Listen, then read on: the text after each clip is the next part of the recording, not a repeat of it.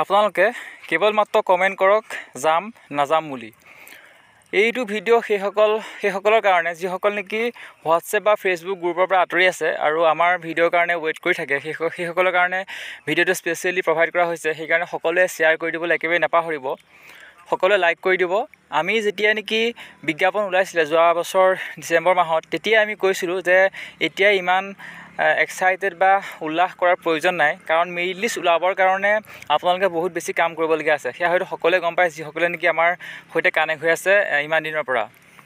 গতিকে আমি বাৰে বাৰে বিজ্ঞাপন ওলোৱাৰ পাছতো আমি বাৰে বাৰে কিমান কি কৰি আছোঁ সেয়া হয়তো আপোনালোক সকলোৱে গম পায়, বেলেগকৈ কোৱাৰ প্ৰয়োজন নাই। কিন্তু এতিয়ালৈকে মেৰিট লিষ্ট কেতিয়া ওলাব সঠিক আৰু শুদ্ধ তথ্য এতিয়ালৈকে আমাক অফিচে আচলতে দিবলৈ সক্ষম হোৱা নাই। আপোনালোকৰ কাৰণে বহুত বেছি ৱেইট কৰি আছে, 6 মাহ 7 মাহ হ'ল ৱেইট কৰি আছে, সেয়া হয়তো সকলোৱে গম পায়।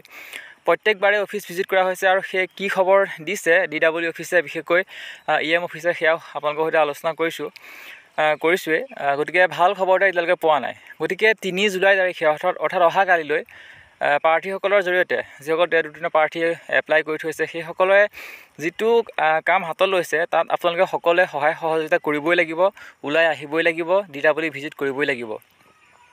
এইবাৰ আচলতে বেছি সংখ্যক প্ৰাৰ্থী একগোট হৈ পেলাই চৰকাৰৰ আচলতে বিশেষকৈ দৃষ্টি আকৰ্ষণ কৰিব বিচৰা হৈছে। সকলোৱে যাতে এক্টিভ হয় সেইটো আচলতে সকলোকে দেখাব লাগে।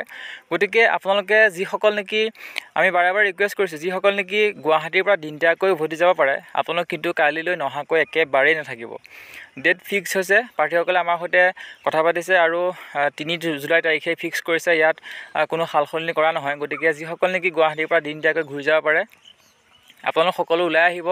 বাছত নহ'লেও ৰেলত আহিব, আপোনালোকে ৰেল চলিয়ে থাকে, এনি টাইম চলিয়ে থাকে। গতিকে ধুনীয়াকৈ আপোনালোকে সন্ধিয়া আগে ঘৰ সোমাবগৈ পাৰিব, যদিহে আপোনালোকে দিনতীয়াকৈ ঘৰৰ পৰা উভতি যাব পাৰে।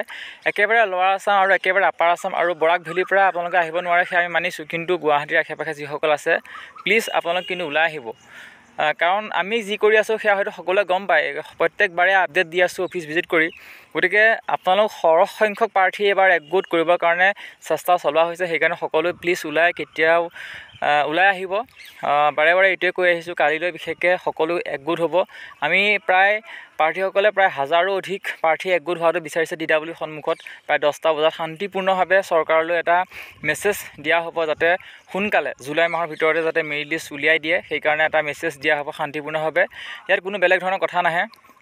আৰু কোনোবাই যদি আপোনালোকক কিবা প্ৰকাৰে ডাইভাৰ্ট কৰিব বিচাৰিছে, তেতিয়াহ'লে সেই ডাইভাৰ্টত ভুল নাযাব। কোনোবাই যদি মেৰিট লিষ্ট ওলাব বুলি ভুৱা প্ৰচাৰো চলাইছে, 10 তাৰিখে 15 তাৰিখে এনেকুৱা ধৰণৰ আমি মেছেজ পাইছোঁ, আমালৈ আচলতে স্ক্ৰীনশ্বট দিছে। গতিকে সেইবোৰ মেছেজ আপোনালোকে আওকাণ কৰক। 3 জুলাই তাৰিখে অৰ্থাৎ কালিলৈ আপোনালোকে ওলাই নহাকৈ কেতিয়াও নাথাকিব, যাতে সকলোৱে এটা সুফল লাভ কৰে। মেৰিট লিষ্ট যাতে জুলাই মাহৰ প্ৰথম ভাগতে যাতে ওলায়, সেইকাৰণে আচলতে তাৰ কাৰণে চৰকাৰে ভাবিবলৈ বাধ্য হ'ব। গতিকে 3 জুলাই তাৰিখে আপোনালোকে সকলোখিনি কাম আওকাণ কৰি ওলাই আহক। বাৰে বাৰে আমি এটা কথাই কৈ আছোঁ, ৰিকুৱেষ্ট কৰিছোঁ, ওলাই আহক। পৰৱৰ্তী সময়ত পুনৰ আপডেট দিম। ধন্যবাদ।